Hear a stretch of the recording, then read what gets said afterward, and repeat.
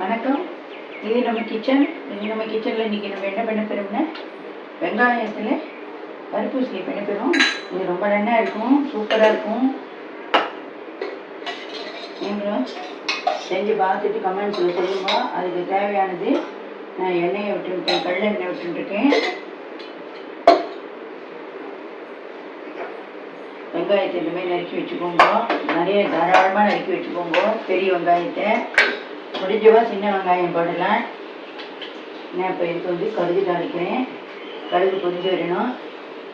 இதுக்கு 2 தேவையான அளவு உளுத்தம்பருப்பு, தேவையான அளவு கடுகு போட்டாச்சு. கடுகு பொரிஞ்சு உளுத்தம்பருப்பு செவந்து வரணும்.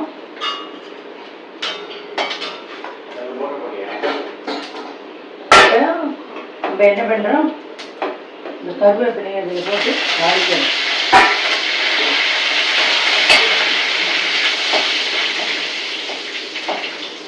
கடுகு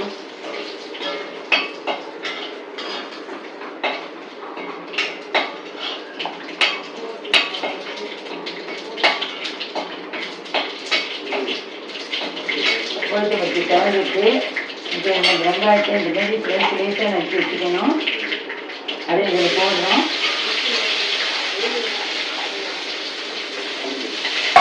வெங்காயத்தை இந்த மாதிரி போட்டு நல்லா துவைக்கணும். இப்போ இது கொஞ்சம் எண்ணெய் தேவைப்படுறது, அதனால நான் கொஞ்சம் எண்ணெயை விடுறேன். இந்த வெங்காயம் வதங்கிறதுக்கு நம்ம கொஞ்சம் உப்பு போடுறோம். வெங்காயம் வந்து நிறைய உப்பு இருக்காது, மட்டையாக போடணும். தேவைப்பட்டு அப்புறமா பார்த்து போட்டுக்கோங்க. மஞ்சத்தூள் போட்டுட்டேன். வெங்காயத்துக்கு தேவையான மஞ்சத்தூளையும் போட்டாச்சு. இப்போ இது என்னன்னா வதங்கிறது என்ன வதங்கட்டும். ஒரு கொஞ்சம் சிம்மில் வைக்கலாம், தீண்டி போயிடும். அதுக்குள்ளே நம்ம என்ன பண்ண போகிறோம்னா இந்த உசுலுக்கு தேவையான நான் பருப்பு கூட வச்சுருக்கேன். கடலை பருப்பு ஆழியாக்கும், 1/4 ஆழியாக்கும் தோரை பருப்பு, 2 மிளகாய் வத்தல், இது மட்டும்தான். ஒரு 2 hours நான் ஊற வச்சுருக்கேன். இதை வந்து இந்த இதில் போட்டு இந்த ஜலத்தை வடிச்சுக்கணும். இந்த மாரி வடிச்சுக்கணும்.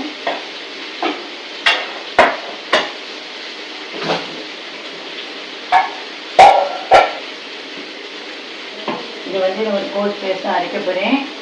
அதுக்கு இதை உசுலுக்கு தேவையான மஞ்சத்தூள்,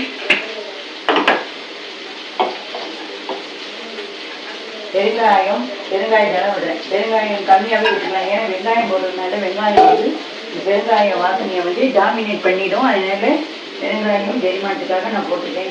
ஜாஸ்தி ப்ராப்ளம் வராமல் இருக்கணும். ஏன்னா பருப்பு ஃபுல்லாக பருப்பில் பண்ணுறதுனால அதுக்காக நான் பெருங்காயம் போட்டுருக்கேன். ஆக்சுவலாக வெங்காயம் போடுற டிஷ்ஷுக்கு பெருங்காயம் போடணுங்கிற அவசியம் கிடையாது. இந்த உசுலிக்கு தேவையான உப்பு போட்டுக்கிட்டேன் நான். இப்போ நான் என்ன பண்ணுறேன்,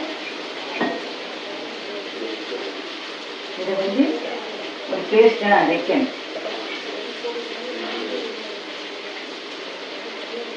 கோர்ஸாக அரைக்கணும்.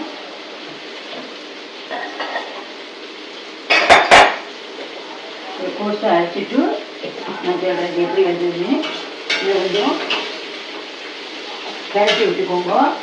இது ஓரளவுக்கு வதங்கி வரட்டும். இது அரை வதங்கு வதங்கினாலே போதும். வெங்காயம் வதங்கட்டும். அதுக்கு பின்னாடி நம்ம ஒரு கோர்ஸ் பேஸ்ட்டாக அரைச்ச முடியும்.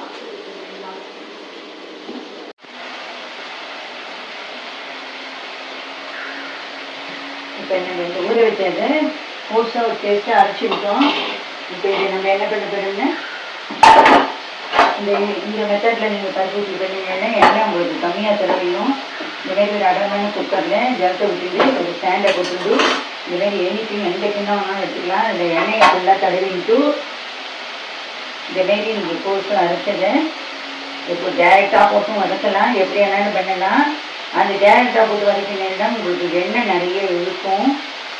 டேஸ்ட் வைஸ் பார்த்தாக்க எல்லாம் ஒன்றா தான் இருக்கும்.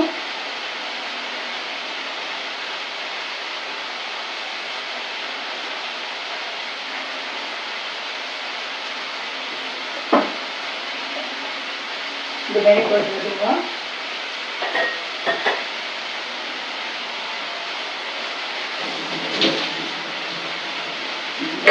வச்சுட்டு இதை நல்லா ஒரு 2 விசில் ஆகி விட்டு ஸ்டீம் குக் பண்ணி எடுத்துட்டு விடுவோம்.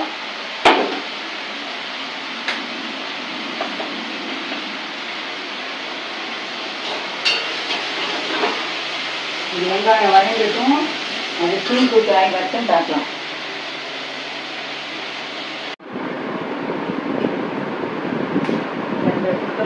இதை ஆற வச்சுருக்கோம்.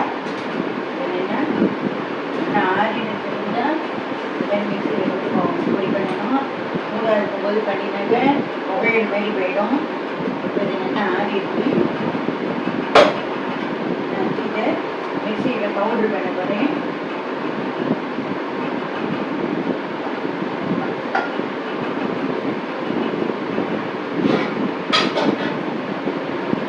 கொடுக்குற அளவுக்கு 2 ட்ரிப்பாக பவுடர் பண்ணணும். வேறு பொடி பண்ணிட்டு காட்டேன்.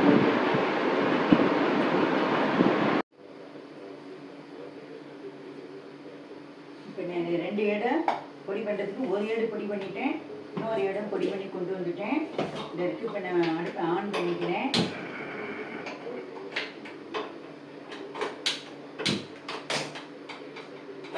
இந்த ரெசிபி வந்து ரொம்ப நல்லா இருக்கும், சூப்பராக இருக்கும். நீங்களும் பண்ணி பார்க்கலாம். நான் இது வந்து நான் யார்கிட்டேருந்து இந்த டிஷ்ஷு கற்றுக்கல, நானே செஞ்சு பார்த்து இது ரொம்ப நல்லா வந்திருக்கு அப்படிங்கிறதுக்கு அப்புறங்க நான் உங்களுக்கு இதை வந்து இந்தமாரி காட்டுறேன். நீங்களும் இந்தமாரி பண்ணலாம். இது நல்ல ஹெல்த்தி டிஷ்ஷு, ரிச் ப்ரோட்டீன் நிறைஞ்சது. சாத்துலேயும் போட்டு பிசைஞ்சு சாப்பிடலாம், தொட்டுக்கிறதுக்கும் வச்சுக்கலாம். இல்லை ஈவினிங் டயத்தில் வெறும் ஸ்நாக்ஸ் மாரி கூட நீங்கள் பண்ணிவிட்டு சாதத்துக்கு பதிலாக டயட்டில் இருக்கேன் அப்படி அப்படிங்கிறவா அந்தமாரி கூட சாப்பிட்டுக்கலாம். எப்படி வேணாலும் சாப்பிடலாம். வெங்காயம் வதக்கும் போது மட்டும் கொஞ்சமாக உப்பு போட்டு வதக்கிக்கோங்க. ஏன்னா வெங்காயம் வந்து நிறைய உப்பை இழுக்காது.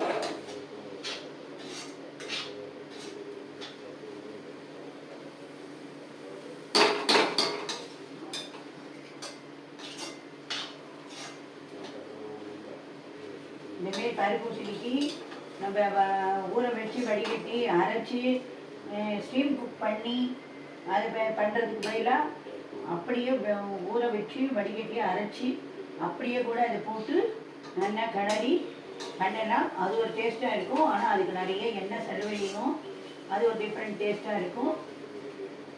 இப்படி வேணுங்கிறவா இப்படி பண்ணி பாருங்க, அப்படி வேணுங்கிற அப்படி பண்ணி பாருங்க. இது ஒரு அருமையான ரிச் ப்ரோட்டீன் உள்ள ஒரு டிஷ்ஷு, ரொம்ப டேஸ்டியாக இருக்கும். நீங்களும் இந்தமாதிரி செஞ்சு பாருங்க. நன்றி, வணக்கம்.